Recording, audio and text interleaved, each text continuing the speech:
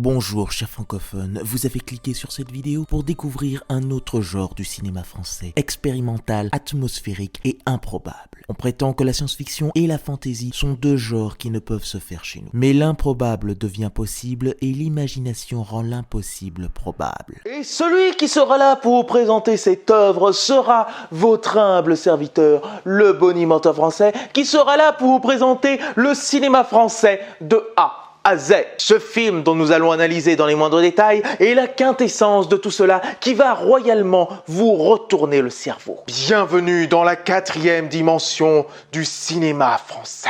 C'est bien beau tout ça, mais t'en fais pas un peu trop là? Un petit peu. Enfin, je t'avouerai que quand on a les moyens, on a envie de voir les choses en grand. Donc... After Blue, dit Paradis sale de Bertrand Mandico. Bertrand Mandico, avec ses longues chevelures crépues qui me rappellent un autre réalisateur avec cette même corpulence. Enfin, j'espère que par rapport à lui, il aura toujours son art de créateur et ne sera pas matrixé par les gros studios pour ne devenir qu'un simple yes man. Oui, je l'ai mauvaise. Bref, il a tout d'abord été diplômé à l'école de cinéma d'animation des Gobelins. Oui, tout a commencé avec l'animation. En tout cas, grâce à ce diplôme, il a pu connaître tous les stades de l'animation, ce qui a dû l'aider à se performer dans ses réalisations en créant quelque chose d'inconnu. Et avec cet apprentissage de l'animation, il a pu proposer des courts-métrages d'animation jusqu'à présenter en 1999 le court-métrage d'animation qui le fera connaître avec Le Cavalier Bleu. Avec ce style qui lui est propre et qui viendrait d'une autre époque, il a pu recevoir beaucoup de prix prestigieux jusqu'à même participer au Festival international d'animation d'Annecy. Ce n'est pas rien. Mais très vite, il se délaissera peu à peu de cet artifice pour aller de plus en plus dans le live. Il aura fait des films de commande ou des films pour lui tout en développant son univers insolite. Et je ne vais pas les citer parce qu'il en a fait une pelle, donc voici une liste non exhaustive. And now for something completely different.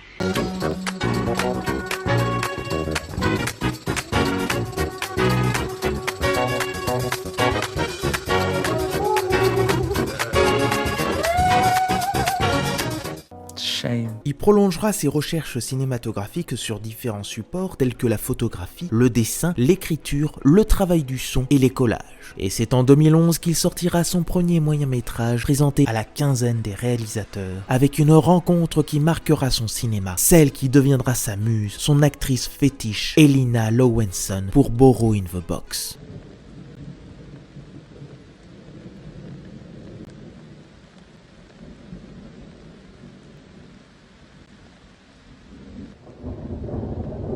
Il y a toujours dans son cinéma des visuels fantasques qui nous emmènent dans des contrées lointaines, du monde des rêves irréels et inexplicables, avec une petite touche d'érotisme. Ah oui, ça fait plaisir. Et puis le visage d'Elina Lowenson amène une telle prestance dans son cinéma, avec son petit accent roumain qui pourrait d'habitude me déranger, mais là ce jeu me fait voyager dans cette atmosphère pesante. D'ailleurs, vous saviez que l'un de ses premiers rôles fut La liste de Schindler de Steven Spielberg? Ah oui, ce n'est pas rien, surtout pour ce qui lui arrive après. Oh dur, c'est pas le pied. Puis pour comprendre le lien de longue date entre eux, dans l'une de ses interviews, le réalisateur voulait mener un projet de 21 projections qui consiste à réaliser 21 films en 21 ans pour voir l'évolution de leur propre vieillissement. Oui, ils veulent faire une sorte de Boyhood à l'extrême, et ils n'en sont qu'à 8 films pour l'instant. Avec ce moyen-métrage, il recevra des prix prestigieux et en recevra d'autres avec Living Sting Life et Préhistorique Cabaret. Et en 2012, il fondera un manifeste cinématographique qui se nomme International Incohérence avec la cinéaste islandaise Katrín Ólafsdóttir qui seront les règles qui feront la base de son cinéma. Tout doit aller dans l'incohérence du cinéma d'aujourd'hui. Et on peut dire qu'il tient bien tout ça. En 2015, il présentera son deuxième moyen-métrage qui se nomme Notre-Dame des Hormones.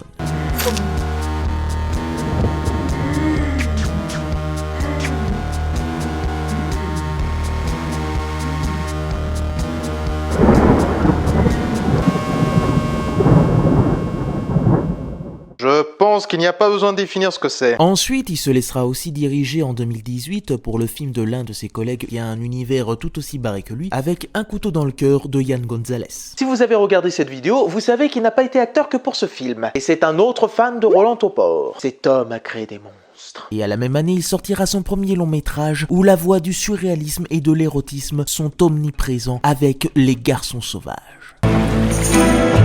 On se croyait immortel.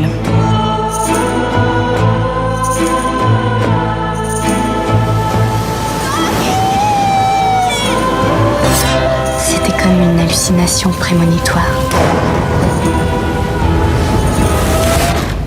La plus belle des hallucinations.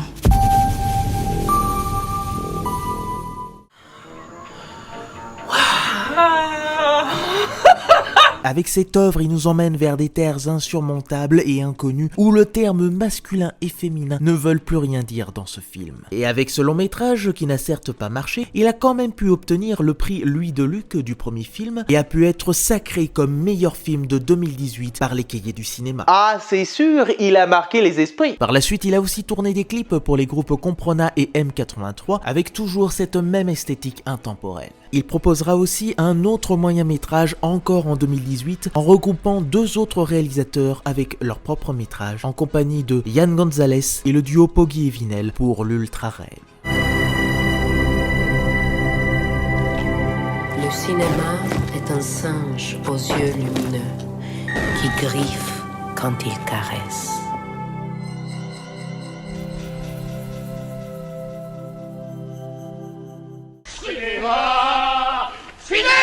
Pour l'instant, son prochain projet serait de préparer un spectacle hybride sur Conan la Barbare. Mais voilà qu'à cause de la crise sanitaire, son spectacle fut transformé en série de films à divers formats dont le tournage s'est terminé cette année. Et avec tout ce que je vous ai dit, a-t-il encore la folie des grandeurs à proposer quelque chose d'innovant sur ce western futuriste qu'est After Blue? C'est ce que nous allons voir maintenant. Donc, qu'est-ce que j'en ai pensé?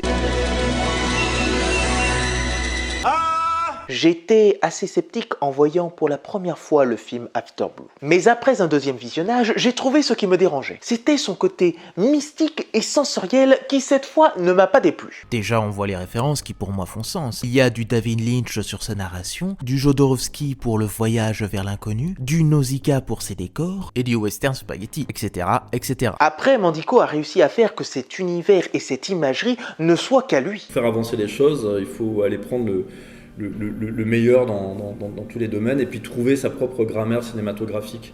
Mais je peux aussi, par rapport à ma culture cinématographique, je peux pas faire semblant de pas avoir vu certains films du passé et j'assume ces références. Mais en même temps, je regarde devant, quoi, vers l'avenir, quoi. On peut regretter qu'il y ait certaines longueurs en milieu de film et des faux raccords qui tâchent un peu, même beaucoup. Après, il y a les actrices et l'acteur qui ont un jeu qui sonne un peu faux. Mais il ne faut pas oublier sa charte. Mais c'est justement pour nous permettre d'entrer dans cet univers qui est très proche d'une BD de Métal Hurlant. Je vais aller puiser tout autant dans la bande dessinée, dans la musique, dans le cinéma, dans la littérature, dans l'art contemporain. Enfin voilà, je fais feu de tout bois. Et tout ça me nourrit et me motive à faire des films. Parmi les actrices, on a Paula Luna dans le rôle de Roxy, une paria de la société, Elina Lowenson qui joue une mère qui a des moments très troubles, Vimila Pons en chapelier artiste incomprise, Michael Erpelding, le seul acteur du film, en cyborg aveugle qui cache des secrets assez intimes, et Agatha Busek dans le rôle de celle que tout le monde veut attraper, Kate Bush. Juste pour le nom qui me fait penser à un petit film de western spaghetti, j'adhère complètement. En plus, il a déjà utilisé ce nom pour un autre métrage. Mais ce nom vient aussi de ça.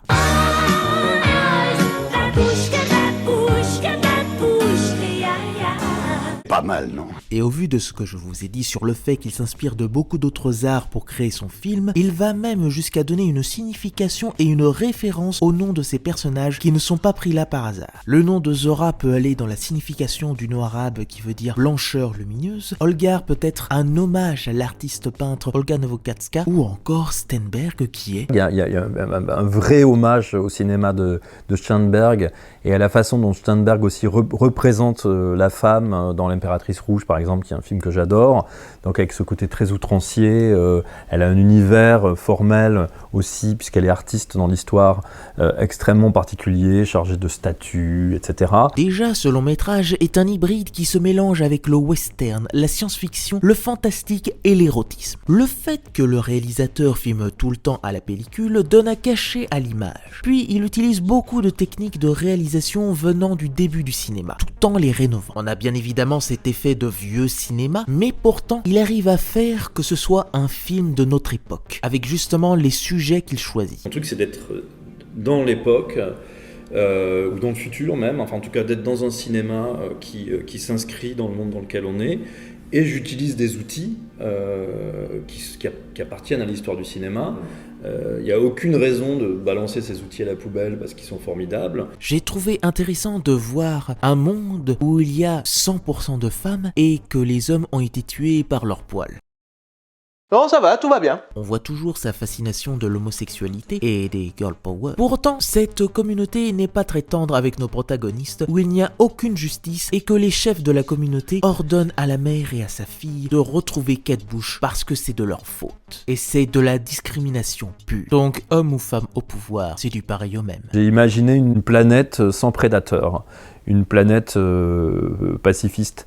Et finalement, ce qui va salir ce paradis, c'est la présence humaine, quoi. Et ce qui est inhérent à l'humain et même au vivant, ce sont ces questions de dominant et dominé. À partir de cette donne, j'ai déployé un récit épique, un récit picaresque, qui est un prétexte pour moi pour parler de deux héroïnes, une mère et une fille qui s'ouvre au monde et une mère qui est entravée dans ses rapports complexes à une société un peu punitive et qui va se libérer, quoi. On a là une planète sans foi ni loi, comme justement le genre du western, où la loi est rarement respectée. En plus du genre de la SF, il y a aussi le genre fantastique, avec ces morts qui reviennent à la vie pour hanter leurs victimes. Et ces parties rappellent le Orphée de Jean Cocteau ou la pièce de Macbeth pour le rôle des 3 sorcières qui suivent le destin du héros. Et cette traque de Kate Bush m'a fait penser à l'histoire d'Alice au Pays des Merveilles. On a Alice qui va chercher son lapin blanc, et tous les personnages sont assez assimilés à ce livre. Je vois même une autre lecture où Roxy est le réalisateur qui a avec lui ses fantasmes et ses envies de création, mais est critiqué par la communauté, la production française. Il rencontre des artistes qui pourraient représenter ces autres réalisateurs underground, mais qui restent dans leur coin et pourraient disparaître à tout jamais dans l'ignorance. Et petite chose pour ceux qui ont regardé le générique de fin, il y a un petit hommage à Guillaume Depardieu, ce n'est pas rien. Oui, parce qu'à la base, ce projet date des années 90 et Mandico avait proposé le rôle de l'androïde à Guillaume Depardieu. Mais malheureusement, ça ne s'est pas fait et vous le savez bien, l'acteur est mort entre-temps. Ah, ce fichu karma. Je me suis dit qu'il n'y avait pas de malédiction, qu'il fallait que je reprenne le film en main, que j'en fasse autre chose, que je le métamorphose et que je rende aussi hommage à ces morts, non pas... Enfin, il y a le générique, certes, mais c'est aussi qu'il y a la présence des morts et des esprits dans ce film, qui est une partie très très importante qui n'existait pas dans la version initiale. Aussi, on est sur une planète qui n'est pas la Terre et où l'homme n'a pas survécu. Donc on a un film 100% femmes et c'est assez rare. Mais à la différence de d'autres films où on met les femmes au premier plan, c'est que là, elles sont toutes développées et que l'univers est bien défini pour elles. Sans développement de personnages, pas de personnalité. Et chose amusante, les armes qu'elles utilisent reprennent les marques de luxe pour femmes comme Louis Vuitton ou Gucci. Puis au final, on ne sait pas vraiment si cette quête a vraiment été aboutie. On reste un peu dans le doute, dans l'illusion de ce royaume rempli de paillettes et de fantasmes. Et alors que c'est Roxy qui raconte l'histoire, on se pose à un moment la question si tout ce qu'elle a vécu avec sa mère est vrai ou sinon tout n'a été que chimère en respirant cette poussière ensablée après être passé dans ces montagnes sacrées. En gros, c'est là que j'aime bien, c'est ce mystère qu'est Afterblue, qu'est cette planète, ces montagnes, ces créatures. On est dans un trip hallucinogène. Puis il y a aussi les décors qui sont magnifiques et tous les paysages que vous voyez ont été tournés en France. J'ai aperçu qu'en France, il y avait une multitude de micro-décors, même micro, mais du micro qui est quand même assez grand, et qui pouvait faire l'affaire, faire la blague. Et donc, je me suis amusé pour ce film à chercher des décors sauvages qui me parlaient, qui m'inspiraient, qui pouvaient m'évoquer l'Europe du Nord, l'Europe de l'Est, le Japon. Et c'est comme ça que j'ai collecté un certain nombre d'endroits en Aquitaine, dans le Limousin, enfin bon bref, partout où j'ai tourné, que ce soit les plages, les carrières d'ardoises ou autres. Et il ne faut pas oublier la BO du film qui est ensorcelante et envoûtante du début jusqu'à la fin. Et on la doit à son collaborateur de toujours, Pierre Desprats. C'est de l'extase musicale que lui seul sait faire. La musique forme un tout musical, pour le coup, qui va accompagner les images, qui vont amener des émotions, des sensations, qui sont pas forcément là pour illustrer ce qui est en train de se passer, mais plutôt pour donner une indication des états intérieurs des personnages. Pour moi, c'est très important que la bande-son soit plus émotive que directive, quoi. Puis en plus de la musique, Mandico donne une énorme signification au son qui a une importance dans sa filmographie pour avoir un effet sonore orgasmique. C'est pour enlever des défauts bien sûr, mais aussi à donner de la consistance à cet univers. Parfois, quand je sens que l'image fonctionne, mais qu'il y a encore des problèmes de montage, je vais essayer de solutionner par le son. Je me dis que c'est le son qui va, c'est le son qui va m'aider, qui va faire le lien, et c'est incroyable. Des séquences peuvent paraître sans fin si on travaille le son d'une certaine façon, ou extrêmement rapide alors qu'on n'a pas touché à l'image, et tout ça n'est qu'un travail sonore. En fait, ceci est mon interprétation de ce que j'ai vu du film, et chacun d'entre nous aura un avis différent. Bien sûr, il y aura des divisions, mais c'est ça qui fait sa force et restera un peu plus dans les mémoires. C'est le mec qui attend que quelqu'un donne son avis sur l'un de ses films pour les mettre dans sa vidéo. Enfin, je dis rien, je suis Roger le caméraman. Hein ? Bref, c'est un film qui demande un effort d'appréciation, et quand on l'a, on peut aller vers l'infini de cet univers et l'accepter. On dira que c'est un film grandiose, jamais vu dans le cinéma français, ou que c'est un film prétentieux qui n'a aucune connexion et aucune âme. Accepter cet After Blue, c'est accepter ce paradis sale qui n'est pas là pour nous faciliter la tâche. Oui, j'ai des jeux de mots faciles. Sur ce, je vous dis à la prochaine, et je mentionne les films que vous oubliez de mentionner. Quand Kate Bush sera là, il faudra bien que tu tires. Elle n'hésitera pas.